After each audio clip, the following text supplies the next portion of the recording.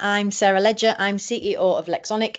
Lexonik, we are a reading intervention and teacher training company based in tropical Teesside in the northeast. But we work with schools, colleges, secure homes, you name it, right across the UK and the UAE. I cut my teeth in secondary ed and special ed, but like Kirsty, when I wrote a list, Kirsty, as you were speaking, I have worked across every single phase, the Baxter community centres, you name it, in terms of my teaching career. What I'm going to talk about actually does weave and build beautifully onto what Bianca and Kirsty talks about, and I'm going to now bring it back into the classroom and think about us as practitioners and how we could be thinking about supporting this really challenging vocabulary thing for students who are redoing something that they've potentially been doing for some time previous. This slide's really important to me. This is the vision that I live by here as CEO of this great company, about nobody should be limited because they can't read. So this is not necessarily about progress and progress data, even though I know that's the journey that the vast majority of us are on. This is actually about thinking about how we're going to be making sure that people's lives don't feel limited simply because they can't do that reading thing.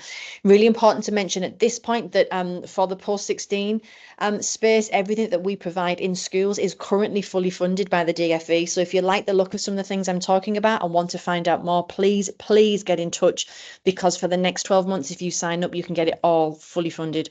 I'm not supposed to say free. I always do, but it's free, basically. So give me a shout if it's something you're interested in.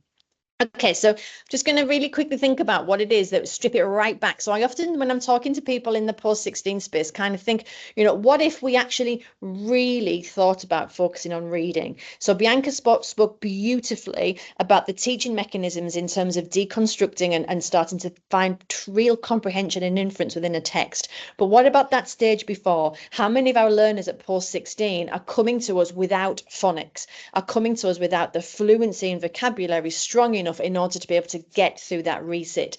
So kind of taking a pause before we get to that resit piece, thinking about what pillar of the actual reading structure is it that our students are on. And you will have students in college who are right stuck back at pillars 1 and 2. If they've had glue ear, for instance, as a child, as we all know, that will have a huge impact in that initial early phonics.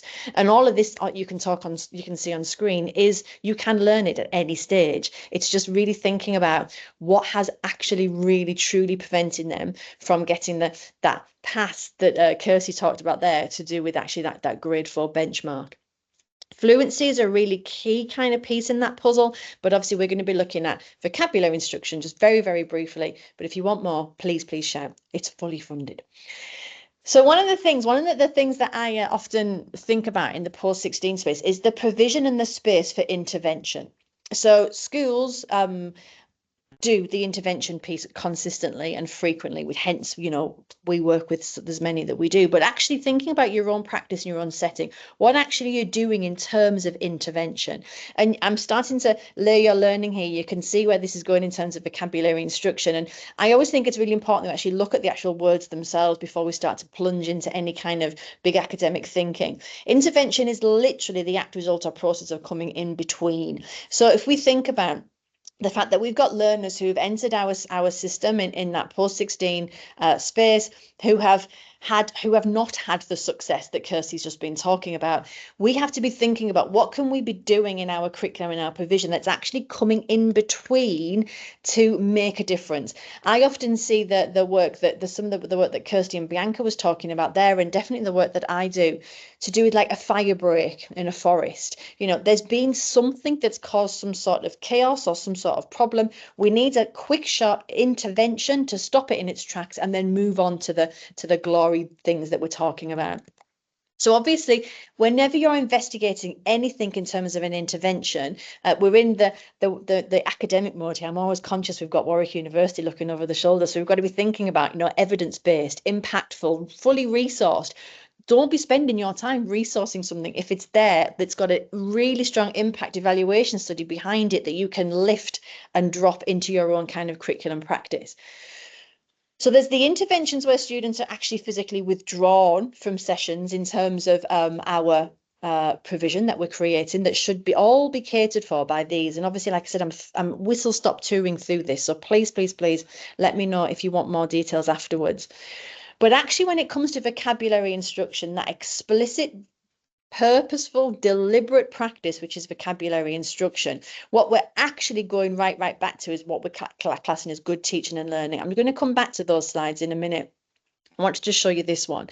So often what we kind of sometimes forget, I don't mean that disrespectfully, but what we sometimes do forget as teachers, that the whole purpose of us and what we're doing is to make people, adults, independent. And we all know that learning only occurs within moments of struggle. So over weeks, months, terms, however long it is, through your content, you will be purposefully layering students' learning so that when you're thrown into what Guy Claxton calls the learning pit and you're struggling, you've got the mechanisms to climb yourself out of that particular learning pit. What we find, though, however, with many students in the resit phase and or in kind of school curriculum in general, is that what's causing them to be in that learning pit can be one word.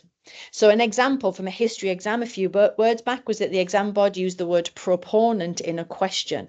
The source material is two groups in history having an argument, and the question was, who is the proponent for that argument? The students that were independent enough in their reading and vocabulary to know that pro meant forward, because their minds took them to words like a projector or projection, and they knew that meant to throw. You know, if you're a drama student, you're told to project your voice, you know, like the anchor said, using your prior learning, that pro meant forward. In that example, students could get themselves out of the learning pit, but students that had never come across that word before and thought that learning was all about just memorizing words weren't able to then stand up to that challenge. And this all comes back to everything that we knew, we were warned about. We were told that in 2019, that Key Stage 2 paper was going to get significantly more challenging, which we know it is. It's not just about the fact that the reading materials got more challenging, the vocabulary and the questions are a lot more challenging. And then last year, they put some of the harder questions from the end of the paper to the beginning. So you're already within this exam scenario that we're all living in, starting to find these groups of students who are, sorry, Kirsty, but failing very early on because they're not accessing the vocabulary of their subject. You're then in GCSE, it increases even further. And again, it was the same sort of time that we were warned about these increases in vocabulary. And some of the subjects you can see there, colleagues say they can't find the physics, they can't find the maths because it's now lost in a whole soup of language that the teacher hasn't actually explicitly taught, and the students didn't have an independent way of coming out of it. Apparently, it's about 80,000 words that students now need to read in any exam season. So if you're stuck on pillar 3 and your fluency is weak, you are never going to be able to be reading with inference and intonation and speed and accuracy and automaticity in order to be able to get those grade 4s. Question to the team really quickly, and I can't see any of your chat boxes because they're now going off my screen, but hey ho. Morphemic analysis, what does it mean and how do you know? Morphemic analysis, anybody know? If someone could just tell me what, if anyone puts in the chat, that would be really helpful. Morphemic analysis, what does it mean and how do you know? Where did your mind go when you saw the word morphemic? Anyone? I'll keep going. I can't read the chat. Maybe there's a million and one things in the chat box, but I can't see it, so I'll just keep going anyway. There are a couple of comments, Sarah. Sorry, yeah, people sort of saying how words are constructed, parts of words, analysis of parts of words. Yeah, brilliant. So if we were in a classroom situation here, I'd be now straight away saying, okay, where's your mind going? So that question there, where's your mind going, or what are you thinking of, is a super important question to throw in any learning situation for students, because you're asking them to think about their contextual knowledge and how that can help them get out of that learning pit.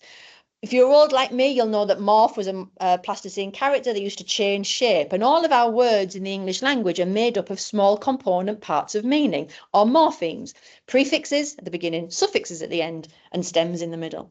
And if students therefore have a knowledge of these morphemes, then they can start to get themselves just as much information out of a word in order to get themselves out of that learning pit if needs be. And all we're talking about here, and this is the bit that makes this practice super easy, is just shifting our habits in our classrooms ever so slightly and asking those 3 key questions I said really quickly there. What does it mean? How do you know? And where's your mind going? So hold on to those. That's what you're going to take. And you're going to use those in class tomorrow. So literally extraction. This is the word you might come across in class, extraction. I'm saying it multiple times because I'm turning on that phonemic awareness in case any student's stuck on pillar 1.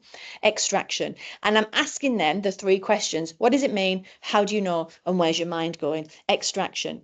You're now probably sat in your own contextual head in a dentist where someone is pulling out your tooth. So your mind contextually is taking you to that particular piece of understanding. Extraction morphemically is literally the act, result, or process of dragging or pulling something out.